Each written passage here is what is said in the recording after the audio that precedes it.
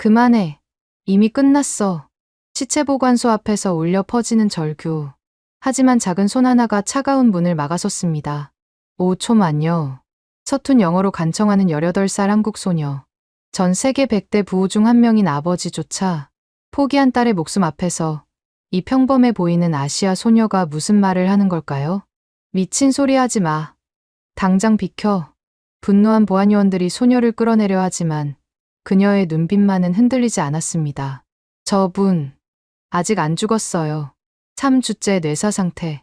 세계 최고의 의료진도 손을 놓은 환자를 두고 고등학생처럼 보이는 이 소녀는 도대체 무슨 근거로 이런 말을 하는 걸까요? 평범한 관광객처럼 보였던 그녀에게 과연 무슨 비밀이 숨겨져 있을까요? 그리고 이 절망적인 상황에서 정말로 기적이 일어날 수 있을까요? 이 놀라운 반전의 전체 이야기가 궁금하시다면 잠시만 구독 버튼을 눌러주세요. 평범해 보이는 사람들의 숨겨진 이야기를 매일 전해드립니다. 알림 설정까지 해두시면 더욱 좋겠고요. 그럼 지금부터 이 모든 일이 어떻게 시작되었는지 차근차근 들려드리겠습니다. 2002년 가을, 뉴욕의 한 최고급 병원. 평소 같았다면 이곳에 발을 들일 일도 없었을 평범한 한국 소녀 민서가 운명처럼 이 거대한 사건의 중심에 서게 된 그 순간부터 말이죠. 로버트 윌슨. 전 세계에서 손꼽히는 억만장자였지만 지금 이 순간만큼은 그저 딸을 잃을 위기에 처한 한 명의 아버지에 불과했습니다. 아빠, 오늘 전시회 꼭 와야 해요? 3주 전까지만 해도 제시카는 이렇게 투정을 부리곤 했습니다. 22살의 평범한 대학생이었던 그녀는 미술을 전공하며 자신만의 꿈을 키워가고 있었죠. 아버지인 로버트는 바쁜 일정 때문에 딸과 함께하는 시간이 많지 않았습니다. 하지만 제시카만큼은 그의 유일한 약점이자 전부였어요. 물론이지, 내 딸의 첫 개인전인데 그날도 로버트는 중요한 사업 미팅을 취소하고 딸의 전시회에 참석했습니다. 제시카가 그린 추상화들을 하나하나 살펴보며 그는 딸이 얼마나 재능 있는 예술가로 성장했는지 새삼 깨달았죠. 아빠가 좋아할 만한 그림도 있어요. 제시카는 아버지의 손을 잡고 자신의 작품 앞으로 안내했습니다. 캔버스 위에는 따뜻한 색채로 그려진 아버지와 딸의 모습이 담겨 있었어요. 그것이 부녀가 나눈 마지막 대화였습니다. 전시회를 마치고 집으로 돌아가던 제시카에게 갑작스러운 사고가 닥쳤습니다. 원인을 알 수 없는 뇌출혈로 쓰러진 그녀는 그 자리에서 의식을 잃었죠. 환자를 살려주세요.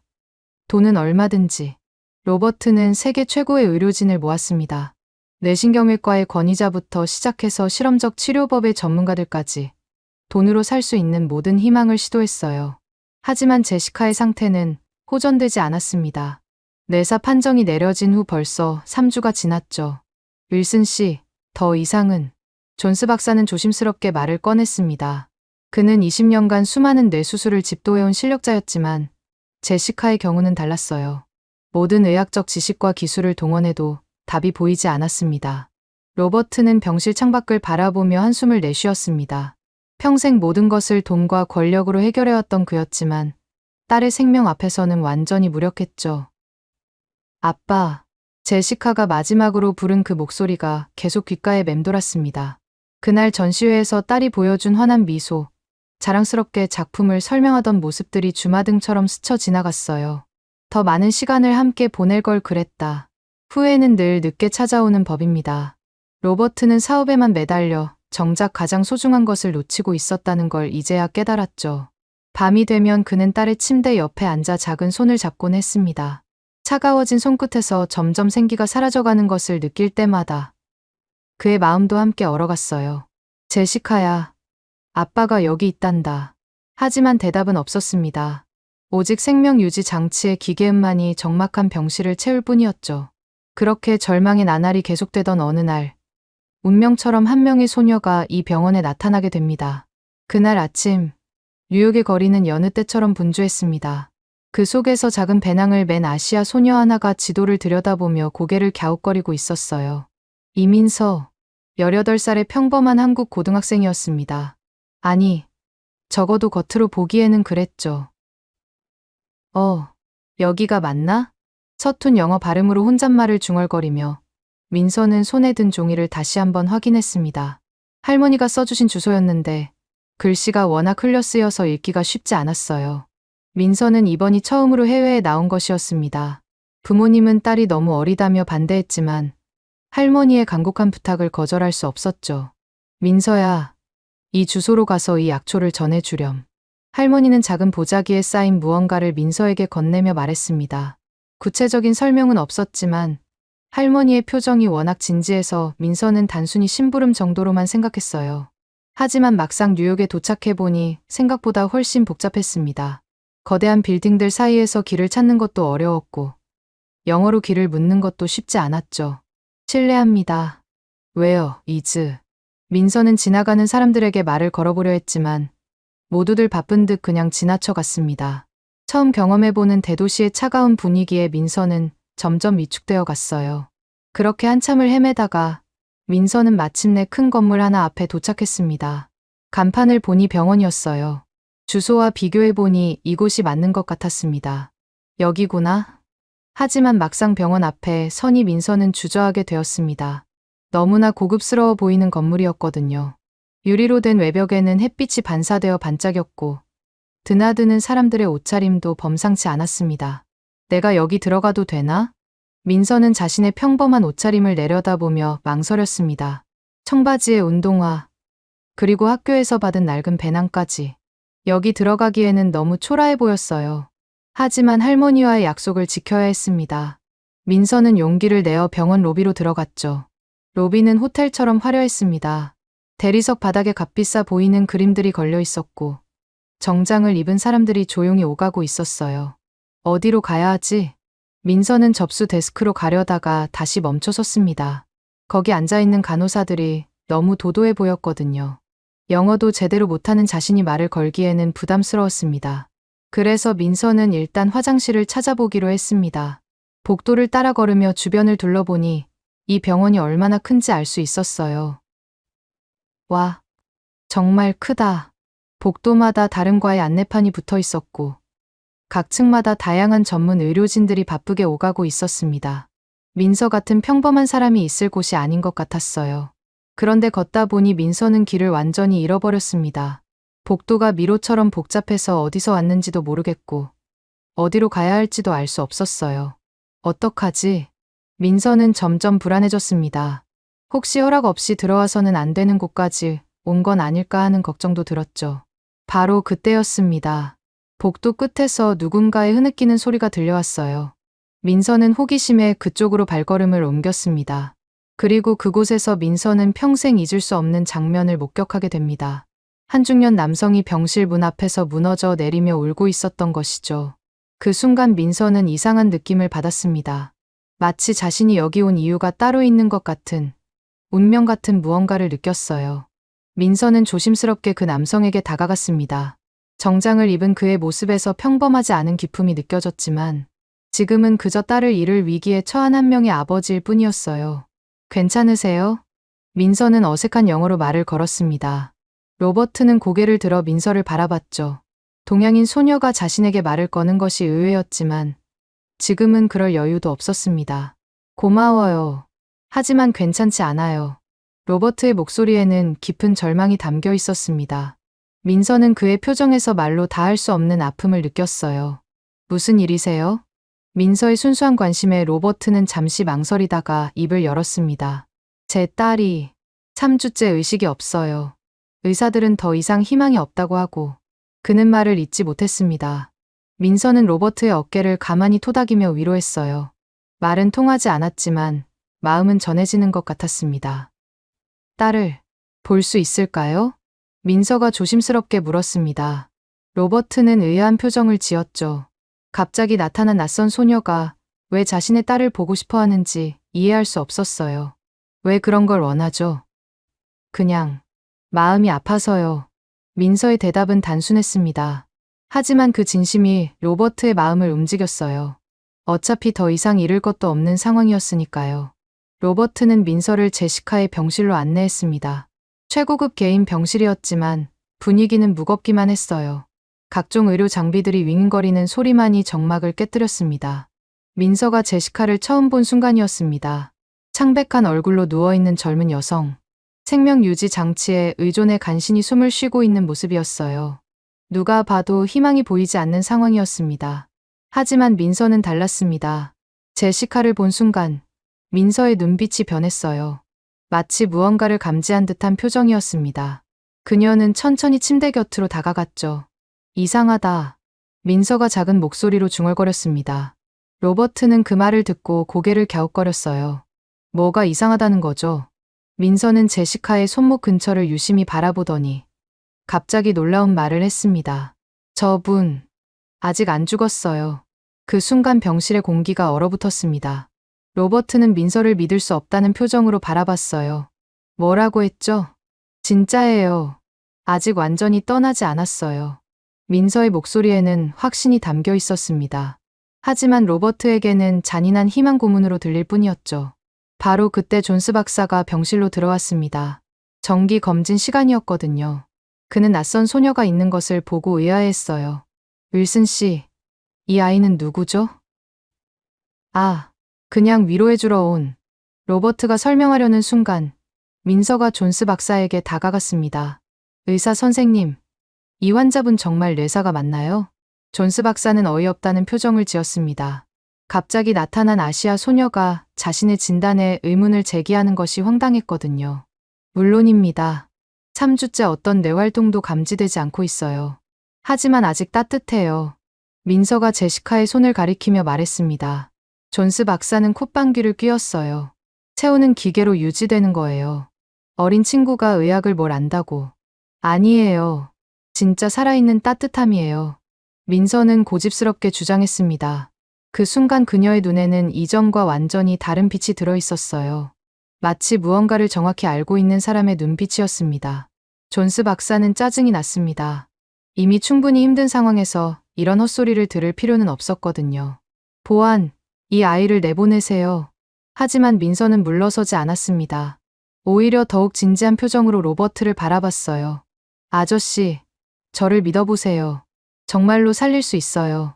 그 말을 들은 순간 병실 안의 모든 사람들이 충격에 휩싸였습니다. 평범해 보였던 소녀가 도대체 무슨 근거로 이런 말을 하는 걸까요? 존스 박사의 호출에 곧바로 보안요원 2명이 병실로 들어왔습니다. 그들은 민서를 보자마자 팔을 잡고 끌어내려 했어요. 가자, 아가씨. 여긴 내가 있을 곳이 아니야.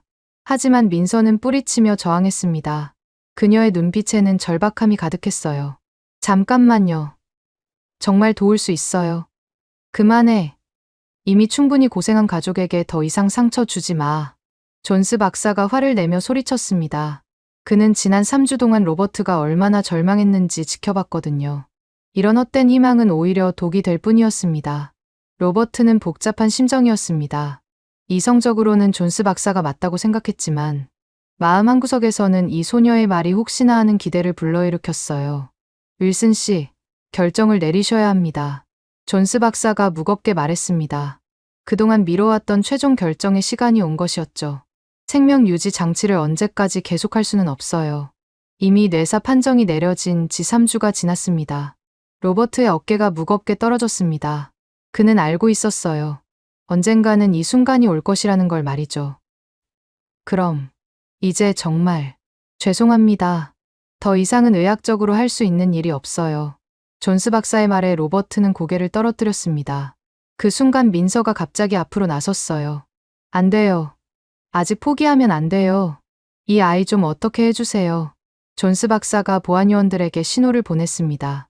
하지만 민서는 필사적으로 저항했어요. 5초만요. 정말 5초만 시간을 주세요. 민서의 서툰 영어 발음이 병실에 울려 퍼졌습니다. 그 절박한 목소리에 로버트의 마음이 흔들렸어요. 하지만 존스 박사는 단호했습니다. 안 됩니다. 환자를 시체보관소로 옮기겠어요. 그 말을 들은 순간 로버트의 다리에 힘이 빠졌습니다. 시체보관소. 그 단어는 정말 모든 것이 끝났다는 의미였거든요. 아니, 제시카. 로버트가 무너져 내리며 딸의 이름을 불렀습니다. 그동안 참고 있던 감정이 터져 나왔어요. 직원들이 제시카를 시체보관소로 옮기기 위해 침대를 밀고 나가기 시작했습니다. 로버트는 그 뒤를 따라가며 딸의 손을 꼭 잡았어요. 아빠가 미안하다, 제시카야. 더 많은 시간을 함께 보내지 못해서. 복도를 지나 엘리베이터를 타고 지하로 내려가는 동안 로버트의 눈물은 멈추지 않았습니다. 이제 정말 마지막 작별 인사를 해야 하는 시간이었어요. 지하 시체보관소 앞에 도착했을 때 차가운 금속 문이 그들을 맞았습니다. 존스 박사가 문을 열려고 하는 순간이었어요. 갑자기 작은 손 하나가 문을 막아섰습니다. 그만해요. 민서였습니다. 그녀는 어떻게든 이곳까지 따라온 것이었어요. 보안요원들이 그녀를 제지하려 했지만 민서는 온 힘을 다해 문을 막았습니다. 이미 끝났어. 비켜. 보안요원이 소리쳤지만 민서는 꿈쩍도 하지 않았어요. 5초만요. 정말 5초만 기회를 주세요. 미친 소리 하지 마. 당장 비켜. 분노한 보안요원들이 민서를 강제로 끌어내려 했습니다.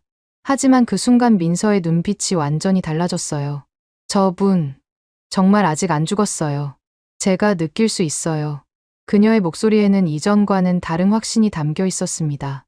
마치 뭔가를 정확히 알고 있는 사람의 말투였어요. 로버트는 그 모습을 보며 이상한 느낌을 받았습니다. 이 소녀에게서 뭔가 평범하지 않은 기운이 느껴졌거든요. 이 아이, 도대체 누구지? 하지만 존스 박사는 더 이상 참을 수 없었습니다. 보안, 이 아이를 당장 병원에서 내보내세요. 더 이상 이런 소동은 못 봐주겠어요. 시체보관소 앞에서 벌어지는 실랑이. 한쪽에서는 딸을 잃은 아버지가 절망하고 있고 다른 한쪽에서는 정체불명의 소녀가 필사적으로 저항하고 있었습니다. 과연 이 상황이 어떻게 해결될까요? 그리고 민서는 정말로 제시카를 살릴 수 있을까요?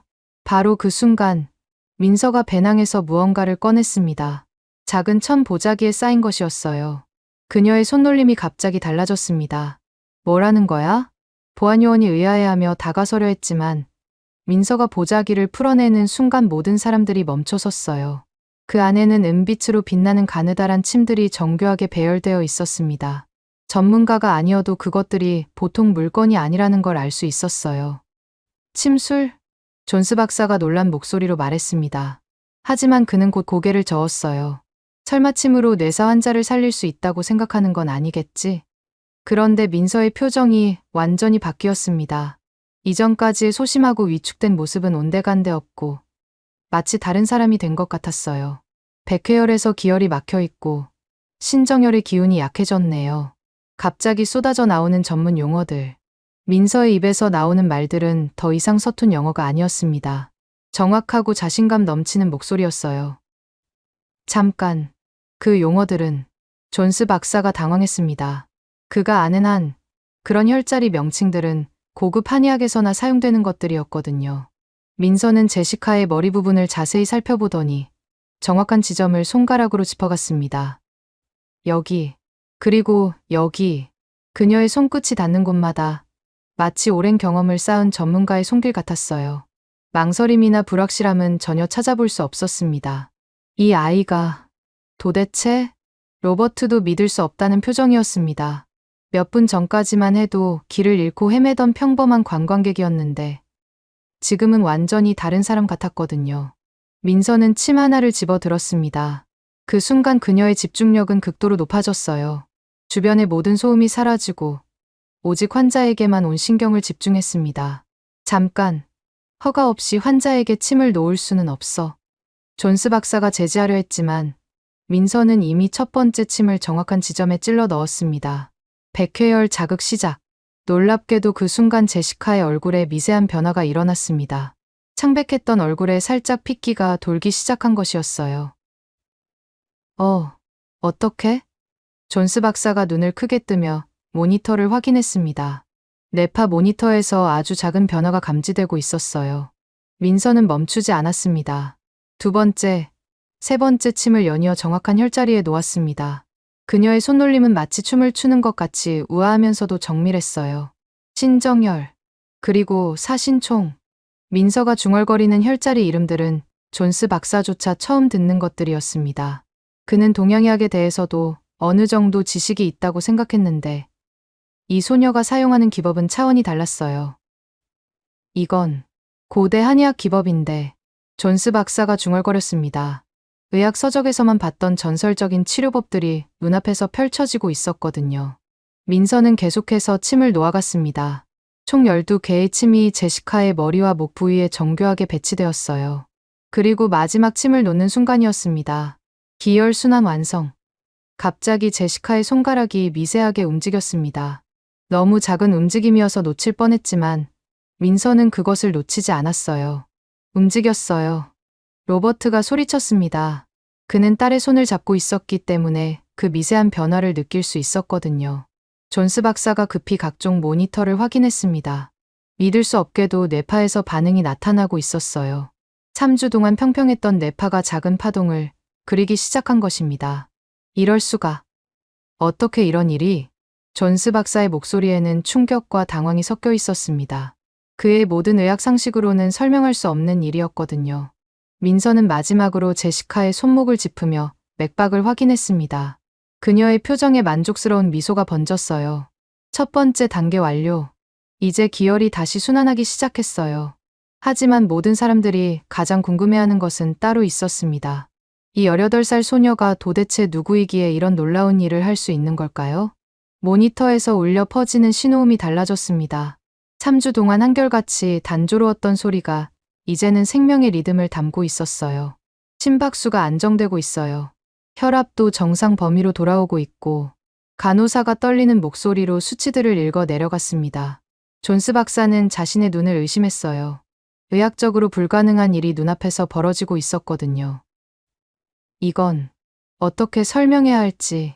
존스 박사가 중얼거리며 민서를 바라봤습니다. 이 소녀에게서 더 이상 평범함은 찾아볼 수 없었어요. 침을 다루는 그녀의 손길에는 수십 년의 경험이 축적된 것 같은 숙련미가 있었습니다. 로버트는 딸의 손을 꼭 잡으며 눈물을 흘렸습니다. 이번에는 절망의 눈물이 아니라 희망의 눈물이었어요. 제시카야, 정말 돌아오는 거니? 민서는 침들의 위치를 미세하게 조정하며 말했습니다. 아직 첫 번째 단계예요. 완전히 깨어나려면 더 시간이 필요해요. 그녀의 목소리에는 확신이 담겨 있었습니다. 존스 박사가 조심스럽게 물었어요. 당신은 도대체 누구죠? 이런 기법을 어디서 배운 거예요? 민서는 잠시 망설이다가 입을 열었습니다. 저는 이민서예요. 할머니에게서 배웠어요. 할머니가 한의사인가요? 네. 하지만 보통 한의사가 아니에요.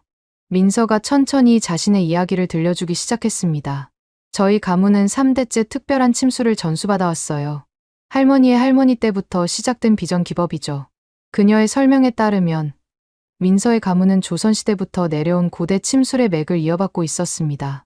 특히 뇌사나 혼수 상태 환자들을 치료하는 데 특화된 기법이었어요. 하지만 왜 이런 중요한 기술을 비밀로 했죠? 존스 박사의 질문에 민서는 씁쓸한 미소를 지었습니다. 세상 사람들이 믿어주지 않거든요. 과학적 근거가 없다면서. 실제로 민서의 할머니는 젊은 시절 여러 번 이런 치료를 시도했지만 대부분 미신이나 사기로 취급받았습니다. 그래서 가문의 기술을 비밀로 지켜올 수밖에 없었어요. 그럼 할머니가 왜 저를 여기로 보낸 걸까요? 로버트가 궁금해했습니다. 민서는 배낭에서 작은 신문 스크랩을 꺼냈어요. 할머니가 이 기사를 보셨어요. 그것은 제시카의 사고 소식을 다룬 한국 신문 기사였습니다. 세계적인 부호의 딸이 뇌사 상태에 빠졌다는 내용이었죠. 할머니가 말씀하셨어요. 이런 때일수록 우리 가문의 사명을 다해야 한다고. 민서의 할머니는 신문을 보자마자 직감했습니다. 이 아이를 구할 수 있는 사람은 자신의 손녀뿐이라는 걸 말이죠. 사명이요? 네.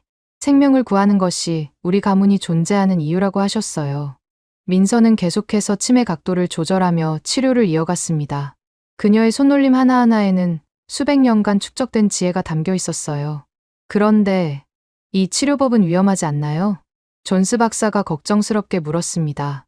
아무리 기적적인 효과가 있다 해도 검증되지 않은 치료법은 위험할 수 있었거든요.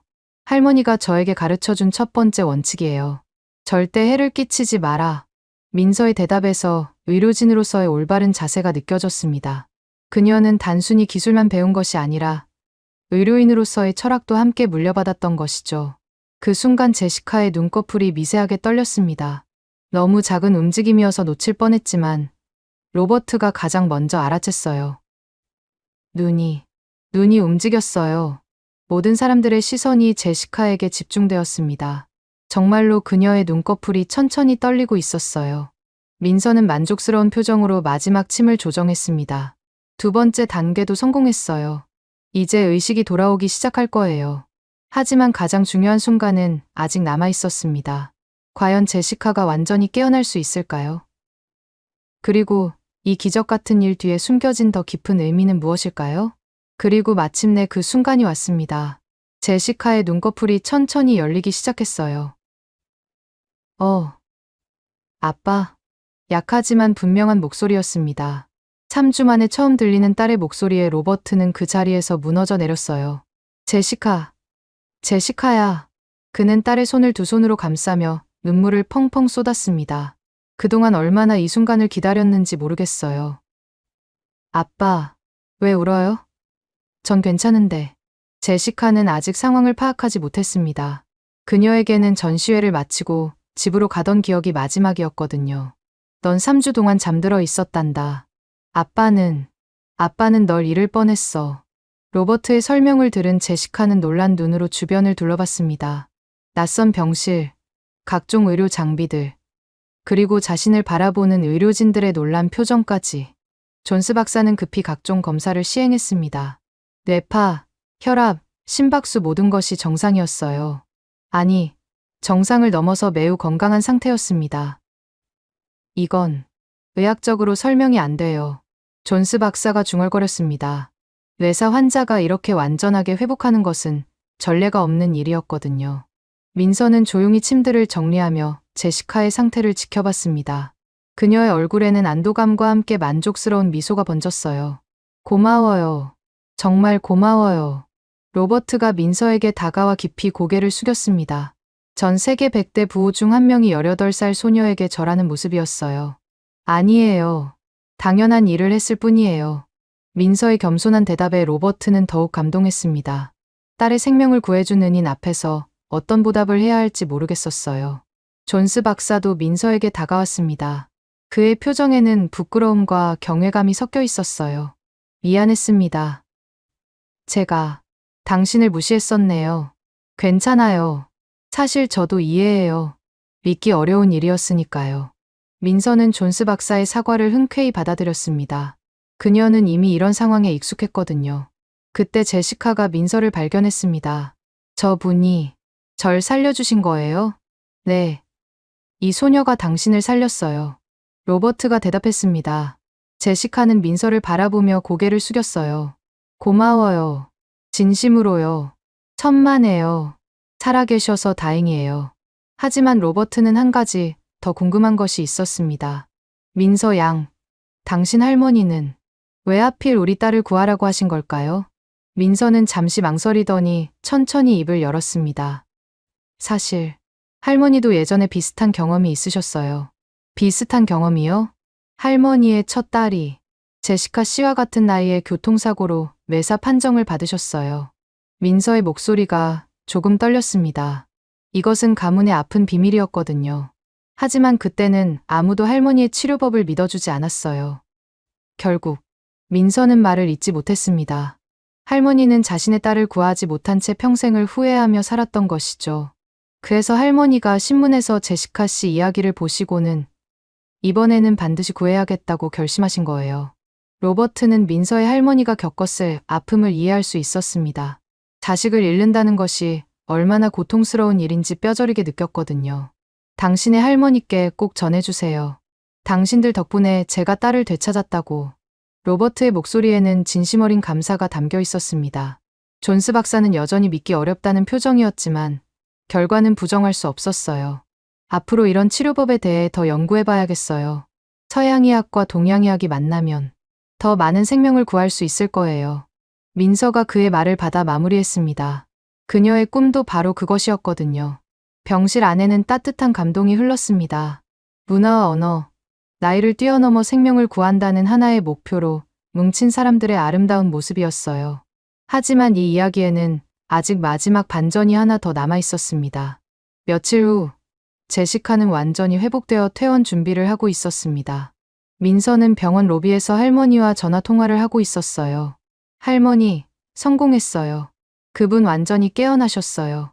전화기 너머로 할머니의 기쁜 목소리가 들려왔습니다.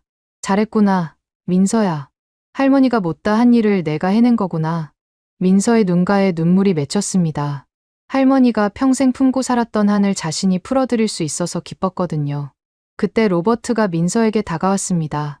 그의 손에는 두꺼운 서류 뭉치가 들려 있었어요. 민서 양, 잠깐 이야기 좀 할 수 있을까요? 민서는 할머니와의 통화를 마치고 로버트를 따라갔습니다. 그는 그녀를 조용한 카페로 안내했어요. 먼저 다시 한번 감사 인사를 드리고 싶어요. 당신 덕분에 제가 딸을 되찾았어요. 저도 도울 수 있어서 기뻤어요. 로버트는 잠시 망설이더니 서류를 민서 앞에 놓았습니다. 이건 장학금 신청서예요. 미국에서 의학을 공부하실 생각은 없나요? 민서는 놀란 표정으로 서류를 바라봤습니다. 그것은 세계 최고 수준의 의과대학 전액 장학금 제안서였어요. 하지만 저는 이미 할머니에게서 배울 게 많아요. 물론이죠. 하지만 서양의학도 함께 배운다면 더 많은 사람들을 도울 수 있지 않을까요? 로버트의 제안에 민서는 깊이 생각에 잠겼습니다. 사실 그녀에게도 꿈이 있었거든요. 저는 동양의학과 서양의학을 결합한 새로운 치료법을 만들고 싶어요. 그거예요. 바로 그런 일을 하시라고 이 기회를 드리는 거예요. 민서의 눈이 빛났습니다. 할머니로부터 물려받은 전통의학과 현대의학을 융합한다면 정말 더 많은 생명을 구할 수 있을 것 같았어요. 하지만 할머니 혼자 두고 갈 수는 없어요. 그 부분도 해결책이 있어요. 로버트는 또 다른 서류를 꺼냈습니다. 할머니를 모시고 같이 오시는 건 어떨까요? 여기서 한의학 연구소를 설립해 드릴게요. 민서는 믿을 수 없다는 표정이었습니다. 로버트의 제안은 그녀가 꿈꿔왔던 모든 것을 현실로 만들어주는 것이었거든요. 바로 그때 존스 박사가 카페로 들어왔습니다. 그도 이 계획에 참여하고 싶어 했어요. 민서 양, 저도 당신에게서 배우고 싶어요. 제가 지금까지 알고 있던 의학이 전부가 아니라는 걸 깨달았거든요. 박사님도요? 네. 앞으로 동서양 의학을 융합한 연구를 함께 해보면 어떨까요? 민서는 가슴이 뛰었습니다. 자신이 꿈꿔왔던 일들이 현실이 되고 있었거든요. 며칠 후, 민서는 할머니와 함께 한국으로 돌아갔습니다. 하지만 이것은 끝이 아니라 새로운 시작이었어요. 할머니, 우리 미국에 가요. 정말이냐, 민서야? 네. 할머니의 꿈을 더 크게 펼쳐보자요. 이제는 세상 사람들이 우리를 믿어줄 거예요. 할머니의 얼굴에 환한 미소가 번졌습니다. 평생 숨겨왔던 기술을 세상에 알릴 수 있는 기회가 온 것이었죠. 1년 후, 뉴욕에는 윌슨이 통합의학 연구소가 설립되었습니다. 민서는 그곳에서 할머니, 존스 박사와 함께 동서양 의학을 융합한 새로운 치료법들을 연구하기 시작했어요. 제시카도 완전히 회복되어 다시 그림을 그리기 시작했습니다. 그녀의 새 작품에는 항상 동양의 소녀가 등장했어요. 자신의 생명을 구해준 은인을 기리는 마음이었죠. 로버트는 이 모든 일을 통해 인생에서 정말 중요한 것이 무엇인지 깨달았습니다. 돈과 권력보다는 사랑하는 사람들과 함께하는 시간이 더 소중하다는 걸 말이죠. 그리고 민서는 자신의 꿈을 이루어가고 있었습니다. 더 많은 사람들을 도우면서 할머니의 한을 풀어드리는 일도 함께 말이에요. 이 이야기는 우리에게 묻고 있습니다. 겉모습만으로 사람을 판단하고 있지는 않나요? 나이가 어리다고, 경험이 부족해 보인다고 무시하고 있지는 않나요? 때로는 가장 평범해 보이는 사람이 가장 특별한 능력을 가지고 있을 수도 있어요. 그리고 서로 다른 문화와 지식이 만날 때 더 큰 기적이 일어날 수 있다는 것도 말이죠. 포기하지 않는 희망, 편견 없는 마음, 그리고 서로를 향한 믿음. 이것들이 모여 한 사람의 생명을 구했고, 더 나아가 많은 사람들의 미래를 바꾸어 놓았습니다. 여러분도 주변을 다시 한번 둘러보세요. 어쩌면 기적을 만들어낼 수 있는 특별한 사람이 바로 곁에 있을지도 모르니까요. 3년 후, 뉴욕 맨해튼의 한복판에 우뚝 선 윌슨이 통합의학 연구소는 이미 세계적인 명성을 얻고 있었습니다. 그곳에서 벌어지고 있는 일들은 의학계의 상식을 뒤바꾸고 있었어요. 환자 입실합니다. 간호사의 안내에 따라 들어온 것은 10대 소년이었습니다. 축구 경기 중 머리를 다쳐 2주째 의식을 잃고 있는 상태였어요. 여러 병원을 전전했지만 모두 불가능하다는 진단만 받았습니다.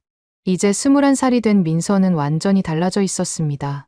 하버드 의과대학을 수석으로 졸업한 그녀는 서양의학에 깊이 있는 지식과 할머니로부터 물려받은 동양의학을 완벽하게 융합할 수 있게 되었어요. 맥박을 확인해 보겠습니다.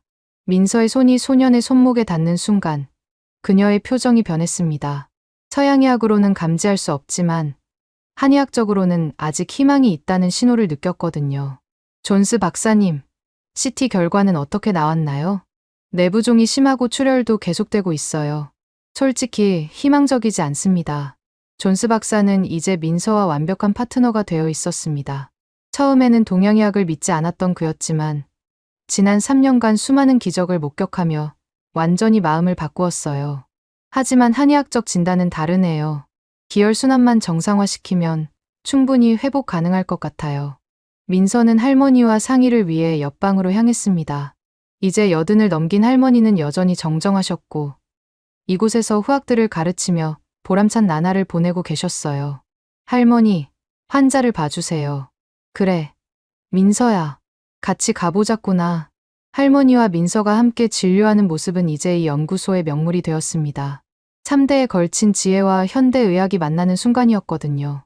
할머니는 소년을 한번 보시더니 고개를 끄덕이셨습니다. 이 아이는 살 수 있다. 하지만 조심해야 해. 뇌 쪽은 특히 신중해야 하거든. 네, 할머니, 천천히 해볼게요.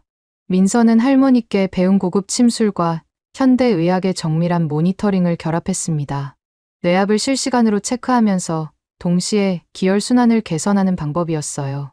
그 옆에서 존스 박사는 각종 의료 장비로 환자의 상태를 면밀히 관찰했습니다. 이제 이런 협업은 너무나 자연스러워졌어요. 뇌압이 서서히 내려가고 있어요. 기혈순환도 개선되고 있고요. 동서양 의학이 완벽하게 조화를 이루는 순간이었습니다. 시간이 흘러 소년이 눈을 뜬 것은 사흘 후였습니다. 부모들은 기적이라며 눈물을 흘렸어요. 고맙습니다. 정말 고맙습니다. 천만에요. 다행히 좋은 결과가 나와서 저희도 기뻐요. 민서는 언제나 겸손했습니다. 하지만 그녀의 마음속에는 뿌듯함이 가득했어요. 또 하나의 생명을 구할 수 있었으니까요. 그날 저녁, 민서는 제시카와 함께 저녁 식사를 했습니다. 제시카는 이제 성공한 화가가 되어 있었고 민서와는 단짝 친구가 되었어요. 오늘도 환자를 구했다면서? 응. 15살 축구 선수였어. 꿈이 많은 아이더라고. 역시 우리 민서. 정말 대단해. 제시카는 진심으로 민서를 존경했습니다. 자신의 생명을 구해준 것은 물론이고 계속해서 다른 사람들을 돕는 모습이 아름다웠거든요. 그런데 민서야, 들었어? 유럽에서도 내 치료법을 도입하고 싶어 한다면서? 응. 독일의 한 대학병원에서 연락이 왔어. 파견 나가달라고. 민서의 명성은 이제 전 세계로 퍼져나가고 있었습니다. 동서양 의학을 융합한 그녀만의 치료법은 기존 의학으로는 불가능했던 일들을 가능하게 만들고 있었어요. 할머니는 뭐라고 하셔? 할머니가 그러시더라고. 이제 세상이 우리를 알아봐 주니 마음껏 펼쳐보라고. 민서는 할머니 말씀을 떠올리며 미소 지었습니다. 처음 뉴욕에 왔을 때의 그 소심했던 모습은 이제 찾아볼 수 없었어요. 대신 자신감 넘치면서도 겸손한 의료인으로 성장해 있었습니다. 그런데 아빠는 어떻게 지내세요? 민서가 로버트에 대해 물었습니다. 제시카의 아버지는 딸을 되찾은 후 완전히 다른 사람이 되어 있었거든요. 아빠, 요즘 매일 일찍 집에 와서 저랑 시간 보내려고 하세요. 예전과는 정말 달라졌어요. 로버트는 그날의 일을 계기로 인생의 우선순위를 완전히 바꿨습니다. 사업보다는 가족, 돈보다는 사랑이 더 중요하다는 걸 깨달았거든요. 그날 밤, 민서는 할머니와 함께 차를 마시며 하루를 정리했습니다. 할머니, 정말 꿈 같아요. 예전에는 아무도 믿어주지 않던 우리 치료법이 이제는. 그래, 민서야. 할머니가 평생 바라던 일이 내 손으로 이루어지고 있구나. 할머니의 눈가에 눈물이 맺혔습니다. 자신이 구하지 못했던 딸의 한을 손녀가 풀어주고 있었거든요. 앞으로도 더 많은 사람들을 도울 거예요. 할머니께서 가르쳐주신 마음으로요. 민서의 다짐을 들으며 할머니는 환하게 웃으셨습니다. 그리고 내일 또 새로운 환자들이 올 것을 생각하며 설렘을 감추지 못했어요. 5년이 더 흘렀습니다. 이제 26이 된 민서는 윌슨이 통합의학 연구소의 소장이 되어 있었어요. 그리고 그녀가 개발한 치료법은 전 세계 100여 개국에서 활용되고 있었습니다. 오늘은 특별한 날이었습니다. 세계보건기구에서 민서에게 인류의학 발전 공로상을 수여하는 날이었거든요. 이민서 박사님, 축하드립니다. 시상식장에는 전 세계의 의료진들이 모여 있었습니다. 그들 모두가 민서의 업적을 인정하고 축하하고 있었어요. 감사합니다. 하지만 이상은 저 혼자만의 것이 아닙니다. 민서는 수상소감에서 할머니와 존스 박사, 그리고 로버트 가족에 대한 감사를 표했습니다. 특히 제게 이 길을 열어주신 할머니께 이 상을 바치고 싶습니다. 객석에 앉아있던 할머니는 눈물을 흘리며 손녀를 바라봤습니다. 이제 85이 되신 할머니는 여전히 정정하셨지만 이제는 대부분의 일을 민서에게 맡기고 계셨어요. 시상식이 끝난 후 민서는 기자들과 인터뷰를 가졌습니다. 박사님, 동서양 의학 융합의 비결이 무엇인가요? 편견 없는 마음이라고 생각해요. 서로 다른 것을 인정하고 받아들일 때 더 큰 발전이 가능합니다. 앞으로의 계획은 어떻게 되시나요? 현재 아프리카와 남미에 치료센터를 설립하는 프로젝트를 진행하고 있어요. 더 많은 사람들이 이 치료법의 혜택을 받을 수 있도록 하는 것이 목표입니다. 민서의 꿈은 점점 더 커지고 있었습니다. 이제는 전 세계 모든 사람들이 최고의 치료를 받을 수 있는 세상을 만들고 싶었어요. 그날 저녁, 민서는 제시카, 로버트와 함께 조용한 저녁 식사를 가졌습니다. 제시카는 이제 국제적으로 유명한 화가가 되어 있었고, 로버트는 자선 사업에 전념하고 있었어요. 민서야, 정말 자랑스러워. 내가 8살짜리 소녀였을 때를 생각하면. 아저씨, 그때는 18이었어요. 모두가 웃음을 터뜨렸습니다. 이제는 가족 같은 사이가 된 그들이었어요. 그런데 민서, 들었어?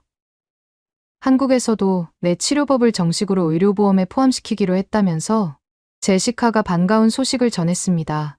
민서의 고향인 한국에서도 마침내 동서양 융합의학이 공식적으로 인정받은 것이었어요. 네. 정말 기뻐요. 할머니께서 얼마나 기뻐하실지. 민서의 목소리에 감격이 담겨 있었습니다. 할머니가 평생 꿈꿔왔던 일이 모두 현실이 되고 있었거든요. 며칠 후, 민서는 할머니와 함께 한국을 방문했습니다. 서울대병원에서 특별 강연을 요청받았기 때문이었어요. 할머니, 이곳이 저희가 처음 만났던 곳이에요. 10년 전, 민서가 처음 할머니께 침수를 배우기 시작했던 그 작은 한의원이었습니다. 이제는 훨씬 현대적으로 바뀌어 있었지만 그때의 추억들이 생생했어요. 그때 민서가 얼마나 서툴렀는지 기억나는구나. 할머니께서 웃으시며 말씀하셨습니다. 지금도 아직 배울 게 많아요. 할머니께서 가르쳐 주실 게 아직도 많잖아요. 이제는 내가 나보다 더 많이 알고 있단다. 할머니는 이제 편히 쉬어도 될 것 같구나. 하지만 할머니는 여전히 매일 연구소에 나오셔서 젊은 의료진들을 가르치고 계셨어요. 서울대병원에서의 강연은 대성공이었습니다. 수백 명의 의료진들이 민서의 이야기에 귀를 기울였어요. 의학에는 동서양의 구분이 없습니다. 오직 환자를 치료한다는 하나의 목표만 있을 뿐이죠. 민서의 말에 청중들은 깊이 공감했습니다. 강연이 끝난 후 한 젊은 의사가 민서에게 다가왔습니다. 박사님, 저도 동서양 의학을 배우고 싶어요. 어떻게 시작하면 될까요? 가장 중요한 것은 열린 마음이에요. 그리고 환자를 향한 진정한 마음 말이죠. 민서는 그 젊은 의사에게 자신의 연구소에서 인턴을 할 것을 제안했습니다. 이제 그녀의 제자들이 전 세계로 퍼져나가고 있었어요. 한국에서의 일정을 마치고 뉴욕으로 돌아가는 비행기 안에서 민서는 창밖을 바라보며 생각에 잠겼습니다. 10년 전 할머니의 심부름으로 뉴욕에 온 그 소심했던 소녀는 이제 어디에도 없었어요. 대신 전 세계 사람들에게 희망을 주는 의료인이 되어 있었습니다. 할머니, 우리 정말 멀리 왔네요. 그래, 민서야. 하지만 이제 시작이란다. 앞으로 갈 길이 더 많이 남아있어. 할머니의 말씀이 맞았습니다. 민서의 꿈은 계속 커지고 있었고, 더 많은 사람들이 그녀의 도움을 기다리고 있었어요. 비행기가 뉴욕에 착륙했을 때, 민서는 새로운 다짐을 했습니다. 앞으로도 계속해서 더 많은 생명을 구하고, 동서양 의학의 융합을 통해 인류에게 기여하겠다고 말이죠.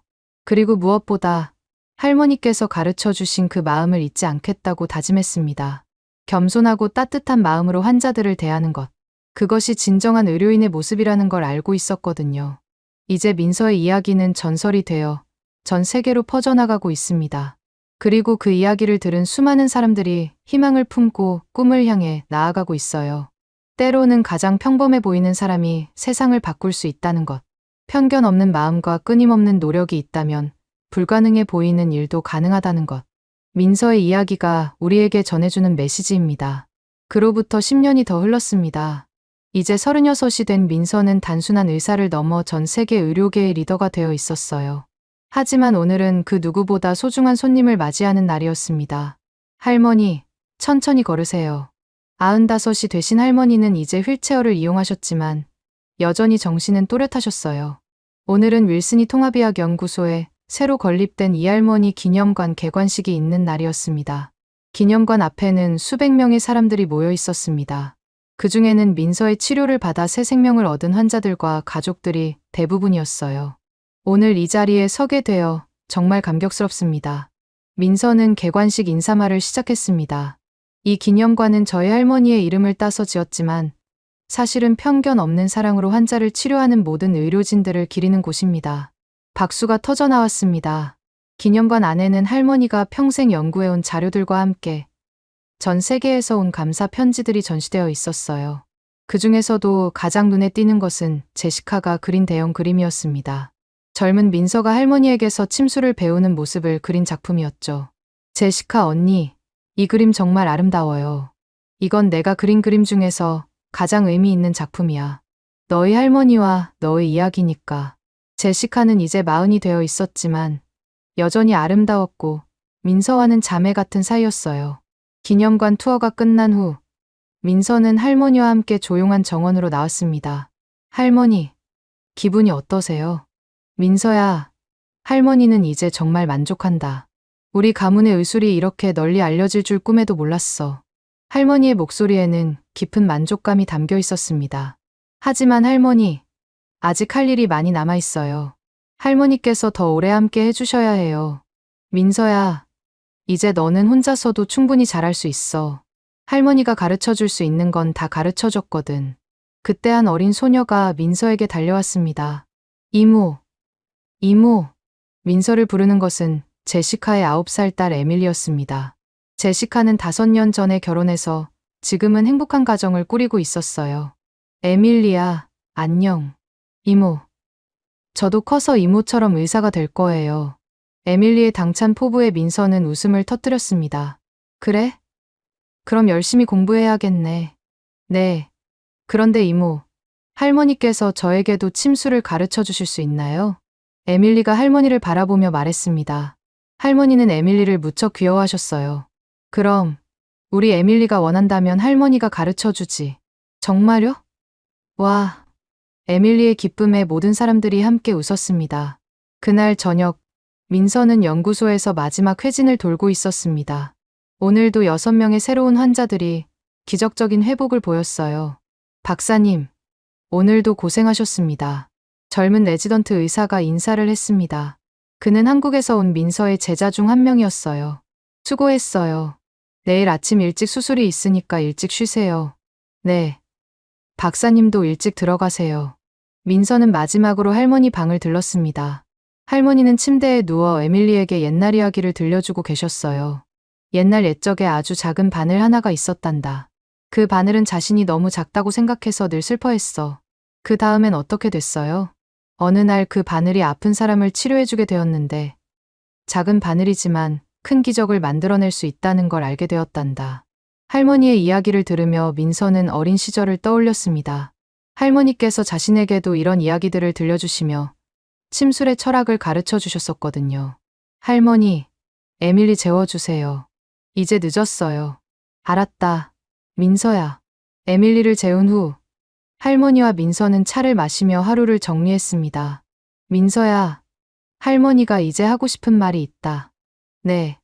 할머니, 뭐든지 말씀하세요. 할머니는 이제 정말 편안하다. 우리 가문의 의술이 세상에 널리 퍼졌고 너라는 훌륭한 후계자도 있으니까. 할머니의 목소리에 뭔가 특별한 의미가 담긴 것 같아 민서는 불안해졌습니다. 할머니, 왜 갑자기 이런 말씀을. 아니다. 민서야. 할머니는 앞으로도 오래오래 살 거야. 다만 이제는 내가 주인이 되어서 이 일을 이끌어가야 한다는 뜻이야. 민서는 안도의 한숨을 내쉬었습니다. 네. 할머니. 할머니께서 가르쳐주신 정신을 잊지 않고 계속 이어나가겠어요. 그래. 민서야. 그리고 기억해라. 의술은 단순히 기법이 아니라 마음이라는 걸. 네. 할머니. 그날 밤 민서는 오랜만에 일기를 썼습니다. 오늘 할머니 기념관이 개관되었다. 18년 전 뉴욕에 처음 왔을 때의 그 소심했던 소녀는 이제 어디에도 없다. 하지만 그때의 순수한 마음만은 여전히 내 안에 남아있다. 앞으로도 그 마음을 잃지 않고 더 많은 사람들에게 희망을 주는 의사가 되고 싶다. 창밖으로는 뉴욕의 야경이 반짝이고 있었습니다. 그 불빛들 하나하나가 각자의 이야기를 품고 있는 것처럼 민서도 자신만의 특별한 이야기를 만들어가고 있었어요. 내일 아침이면 또 새로운 환자들이 올 것입니다. 그들 각자가 가진 아픔과 희망을 안고 민서를 찾아올 것이고 민서는 할머니께 배운 따뜻한 마음으로 그들을 맞이할 것입니다. 그리고 언젠가는 에밀리처럼 어린 제자들이 민서의 뒤를 이어 이 아름다운 일을 계속해 나갈 것입니다. 편견 없는 사랑과 끝없는 희망으로 세상을 치유하는 그 일을 말이죠. 민서의 이야기는 이제 전설이 아닌 현실이 되었습니다. 그리고 그 현실은 오늘도 계속해서 새로운 기적들을 만들어내고 있어요.